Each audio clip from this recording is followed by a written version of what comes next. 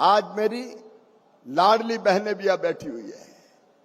अब मुख्यमंत्री जी ने कह दिया है, मध्य प्रदेश में तो बंद होगी नहीं, लेकिन देश में तो हर जगह अलग अलग नाम से लाडली बहना बन रही है। हर राज्य में अब लाडली बहना जैसी स्कीम बन रही है। लेकिन केवल लाडली बहना नहीं रहना है, अब हमारा संकल्प है लाडली बहना से लखपति बहना बनाना है। लखपति बहना, मेरी बहनों, ये बहनें इसलिए नहीं है कि गरीबी में आंसू बहाएं, मजबूर रहें, हाथ फैलाएं, 1000-2000 रुपए के लिए परेशान रहें। लाडली बहना ने वो कभी तो पूरी कर दी, लेकिन अब हमारा संकल्प है प्रधानमंत्री जी के आशीर्वाद से, उनके मार्गदर्शन में, क्या हर एक बहन को लखपति दीदी बनाएंगे। लखपति दीदी, बताओ बहनों, लखपति बनना है कि नहीं? बहनों की तरफ से आवाज आनी चाहिए, बनना है कि नहीं? बनना है। और ये मैं मजाक नहीं कर रहा। क्यों हम गरीब रहेंगे? नहीं रहेंगे गरीब, नहीं बहाएंगे आंसू। हम भी काम करेंगे, आगे बढ़ेंगे। और प्रधानमंत्री जी का संकल्प है 3 करोड़ लखपति दीदी बनाने का। और मेरी बहनों, लखपति दीदी बनाने का काम भी प्रधानमंत्री जी ने मुझे ही सौंपा है, वो विभाग भी मेरे ही पास है। और हम पूरे देश में अभियान चला रहे हैं, कोई बहन गरीब ना रहे, लखपति दीदी। और अब एक नया कॉन्सेप्ट आया, मिलेनियम दीदी, मतलब केवल 1 लाख तक आमदनी नहीं, क्यों 10 लाख रुपया आमदनी ना हो।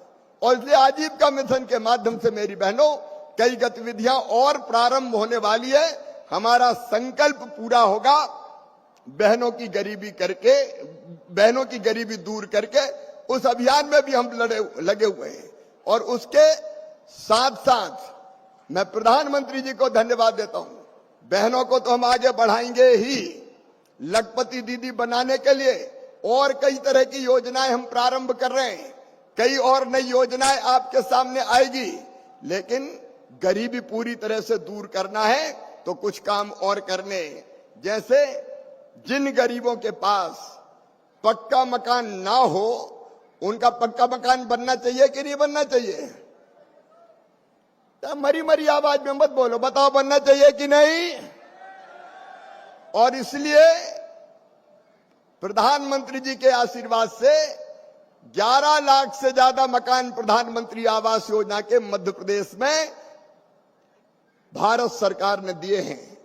और मोहन जी के नेतृत्व में प्रदेश सरकार उन मकानों को बनाने का काम करेगी। तो वो मकान भी बन रहे हैं। अभी अभी आदरणीय मुख्यमंत्री जी कल भी पीएम जनमन के 9000 मकान और हमने मध्य प्रदेश में दिए हैं, ताकि कोई जो हमारी ऐसी गरीब आदिवासी जाति है जिसके पास घर नहीं है उसको मिल जाए। और जितनी जरूरत होगी, भारत सरकार का खजाना मध्य प्रदेश के गरीबों के लिए खुला हुआ है। हम कोई कसर नहीं छोड़ेंगे, कोई कमी नहीं आने देंगे। लेकिन ये मकान उस सूची में बनेंगे जो सूची पहले से तैयार थी, 2018 के आवास प्लस की सूची। लेकिन उसमें भी कई नाम छूट गए हैं। छूट गए कि नहीं छूट गए? कई के नाम छूट गए। और जब हमारे विधायक जाते हैं तो घेर लेती है जनता, टूटी टपरिया देख लो, हमारे पास तो मकान है ही नहीं। अब मैं उनसे कहना चाहता हूं, ऐसी बहनें, ऐसे भाई कौन है जिनके कच्चे मकान है? जरा हाथ उठाएं अभी भी। और सूची में नाम नहीं है कच्चे मकान वालों, हाथ उठाओ। अभी बड़ी संख्या में दिख रहे हैं। तो आप चिंता मत करना, फिर से सर्वे हो रहा है। अपने रायसेन जिले में सर्वे शुरू हो गया है, कलेक्टर है रायसेन जिले में, आवास का सर्वे शुरू हो गया। आवास का सर्वे शुरू हो गया। 42,000 नाम अभी तक आए हैं। मैं एक बार फिर कह रहा हूं, प्रधानमंत्री जी के आशीर्वाद से जिनके कच्चे मकान हैं, सर्वे करके आवास की सूची में सबके नाम जोड़े जाएंगे। कोई कच्चे घर में नहीं रहेगा, हर एक गरीब का पक्का मकान बनाया जाएगा। यह भारतीय जनता पार्टी की सरकार का संकल्प है, यह प्रधानमंत्री मोदी जी का संकल्प है। और उसमें भी कई तरह के परिवर्तन किए हैं। 3 बदलाव हमने किए। एक, पहले अगर टेलीफोन की लाइन होती थी तो मकान नहीं मिलता था, कहते थे ये तो टेलीफोन वाला है। अब टेलीफोन तो हर एक लेके घूमता है, गरीब से गरीब आदमी भी मोबाइल पे बात करता है। तो हमने कहा भैया ये तो सबकी जरूरत है, और इसलिए जिनके पास टेलीफोन होगा उनको भी मकान दिया जाएगा, नंबर 1। नंबर 2, जिनके पास 2 पहिया वाहन होते थे, स्कूटर और मोटरसाइकिल, उनका नाम कट जाता था सर्वे से कि इनको मकान नहीं मिलेगा, ये तो 2 पहिया वाहन वाले हैं, ये तो अमीर आदमी है। लेकिन बताओ मोटरसाइकिल के बिना आजकल कोई चलता है क्या? अरे बोल के बताओ ना, चलता है क्या? और इसलिए अब जिनके पास स्कूटर मोटरसाइकिल, अब आजकल तो बहनाओं के पास भी आजकल स्कूटियां हैं, और इसलिए एक बदलाव और किया कि जिनके पास 2 पहिया वाहन मोटरसाइकिल स्कूटर होंगे उनको भी मकान दिया जाएगा, उनका नाम भी जोड़ा जाएगा। एक बात और मेरी बहनों, एक नियम बन गया था कि जिनकी आमदनी 10,000 से ज्यादा होगी उनको मकान नहीं मिलेगा, हर महीने 10,000 से ज्यादा। अब बनाना लखपति दीदी तो 10,000 से ज्यादा तो कमाएगी, अगर 10,000 से ज्यादा कमा लिया हर महीना तो नाम ही कट जाएगा। तो उन बहनों का नाम कटना चाहिए क्या? अरे कटना चाहिए क्या? नहीं कटना चाहिए। और इसलिए अब 15,000 रुपया महीना भी अगर हमारी बहनें कमाएगी तो उनको भी मकान दिया जाएगा, उनका नाम नहीं काटा जाएगा। और छोटे छोटे किसान जिनके पास 2.5 एकड़ जमीन है, उनको मकान पहले नहीं मिलते थे, अब तय किया है 5 एकड़ तक असिंचित जमीन और 2.5 एकड़ तक सिंचित जमीन जिन किसानों के पास है उनको भी आवास योजना के मकान दिए जाएंगे। और इसलिए अब कोई रह गया हो तो सर्वे करवा लो, बाद में मामा से मत कहना कि हमारा छूट गया है। अभी मौका है, सर्वे का काम चल रहा है, 31 मार्च तक सर्वे चलेगा। और सर्वे में एक काम और, कई बार लोग शिकायत करते थे कि पंचायत सचिव ने छोड़ दिया, फलाने ने छोड़ दिया, सरपंच ने नहीं लिखने दिया। अब ऐसा कुछ नहीं है, आप चाहो तो अपने मोबाइल पे आपका सर्वे कर सकते हो। कैसे? मोबाइल, अगर आपके पास आधार नंबर है तो मोबाइल में आधार नंबर फीड करेंगे, लॉगिन करेंगे और अपना फोटो खींचेंगे, एक फॉर्म आएगा, उस फॉर्म को अगर उसमें भर देंगे तो आपका नाम भी सर्वे की सूची में जोड़ लिया जाएगा। सेल्फ सर्वे होगा, अगर कोई झूठ बोलेगा तो जांच हो जाएगी, लेकिन आप खुद भी सर्वे कर सकते हैं। इसलिए कोशिश यह है कि सर्वे से कोई का नाम ना छूटे और कोई बेईमानी भी नहीं कर पाए। नहीं तो पहले बेईमानी हो जाती थी, वो किसी भी कीमत पर नहीं होगी। तो सबको आवास ये सुनिश्चित किया जाएगा। और सुनो मेरे किसान भाइयों, कई फैसले प्रधानमंत्री जी के नेतृत्व में किसानों की समृद्धि और विकास के लिए किए जा रहे हैं, एक नहीं अनेकों फैसले। मैं आज आपको यह निवेदन करना चाहता हूं, हमने एक नई योजना बनाई। टमाटर भी अपने रायसेन जिले में बहुत होता है, बीच में टमाटर की कीमत गिर गई तो टमाटर वालों उनका मर गया भैया, अब तो तुड़वाई नहीं निकल रही। तो अभी अभी हमने एक योजना बनाई है, मुख्यमंत्री जी यहां बैठे हैं। अब यहां तो किसान का सस्ता बिकता है टमाटर, लेकिन दिल्ली में बंबई में बहुत अच्छे रेट होते हैं। यहां मिलता है बिकता है 2 रुपया किलो और वहां बिक रहा है 40 रुपया किलो। और इसलिए अकेला टमाटर बेचने किसान नहीं ले जा सकता दिल्ली या बंबई, क्योंकि ट्रांसपोर्टेशन का खर्चा लगता है। और इसलिए राज्य सरकार की एजेंसी के माध्यम से या नेफेड के माध्यम से जो किसान अपने टमाटर जैसी फसल को, आलू, प्याज, टमाटर अगर बाहर ले जाके बेचना चाहेगा तो ले जाने का जो ट्रांसपोर्टेशन का जो भाड़ा लगता है वो सरकार देगी, सरकार, ताकि अच्छी जगह जाके अगर रेट ठीक मिले तो टमाटर वहां बेच दे।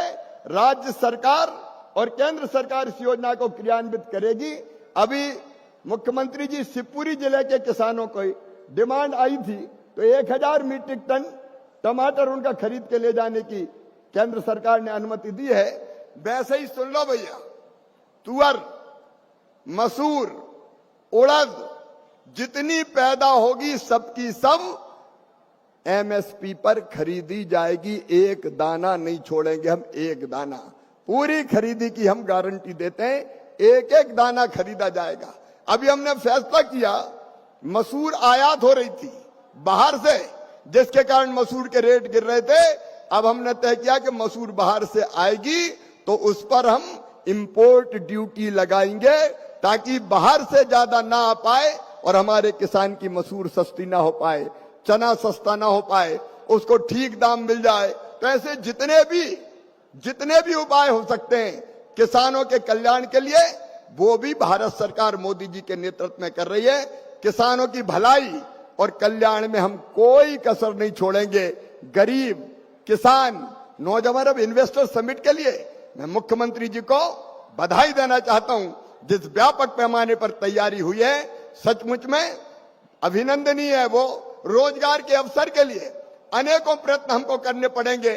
उनमें से एक प्रयत्न है निवेश लाना और उसके माध्यम से गरीबों को, नौजवानों को रोजगार देना, और बाकी भी हो जाएगी, चिंता मत करो। मेडिकल कॉलेज भी रायसेन में बनेगा, क्योंकि भूमि पूजन हुआ है और उस बात को भी डॉक्टर मोहन यादव पूरी ताकत से आगे बढ़ाने का काम करेंगे। मेरा पूरा विश्वास है जिस गति से काम कर रहे हैं। लेकिन ये नक्शा कार्यक्रम क्या है? नक्शा कार्यक्रम का मतलब है आपका घर का परफेक्ट नक्शा, चाहे छोटा घर हो चाहे बड़ा घर हो। देखो, ये प्रधानमंत्री नरेंद्र मोदी जी का विजनरी लीडर है। नरेंद्र मोदी भारत को भगवान का वरदान है, वरदान। हमारे पास गांव की अपनी जमीन का, खेत का नक्शा ढंग का नहीं है। हमारे पास शहर में घर है लेकिन उसका ढंग से नक्शा नहीं है। और कई बार इसलिए भूमि के विवाद 90% नक्शे के कारण होते हैं। आज यहां से हिंदुस्तान के 23 राज्यों में, शहरों में नक्शा बनेगा। ड्रोन के माध्यम से पहले सर्वे होगा और उसके बाद जमीन पे फिजिकल वेरिफिकेशन करके आपके मकान का नक्शा डिजिटली बना के आपको दे दिया जाएगा। और जब नक्शा नहीं होता तो कई घपले और घोटाले अगर कोई के मन में आ गया, तो रामलाल की जमीन श्यामलाल के पास चली गई। श्यामलाल बेचारे रामलाल गोल हो गए। बाद में पता चला कि ये तो जमीन मेरी थी, लेकिन हो गई दूसरे के नाम। अब ये नहीं होगा। आपके पास आपकी जमीन का व्यवस्थित रिकॉर्ड होगा।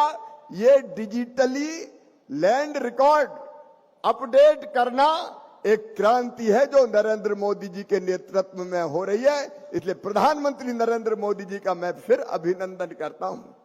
इस नक्शे के कार्यक्रम के साथ साथ उसके अलावा आपने वीडियो फिल्म में देखे, मैं उस पर विस्तार से आपके सामने विषय को नहीं रख रहा।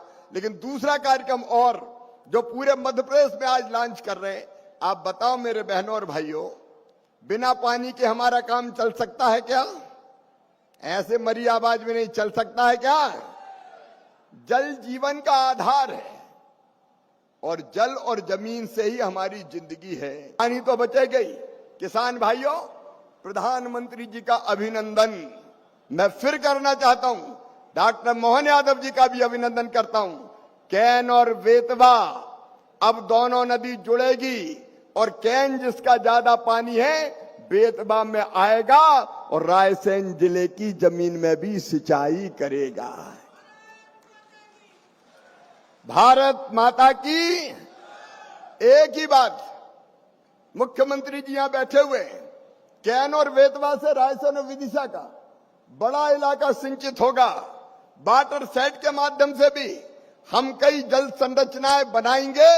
लेकिन एक आग्रह जो डॉक्टर प्रभुराम जी ने भी प्रकारांतर से किया, इसके बाद भी अगर कोई जमीन का टुकड़ा कहीं किसी तहसील में सूखा रह जाए तो छोटे और बड़े बांध बना के रायसेन जिले की एक एक इंच जमीन में सिंचाई की व्यवस्था कर दें। कई जल संरचनाएं बनी है, कई और बनाने की जरूरत है। और मुझे बताओ, बनना चाहिए कि नहीं बनना चाहिए? और मुझे पूरा विश्वास है कि मोहन जी के नेतृत्व में जो बचा हुआ काम है निश्चित तौर पर पूरा होगा।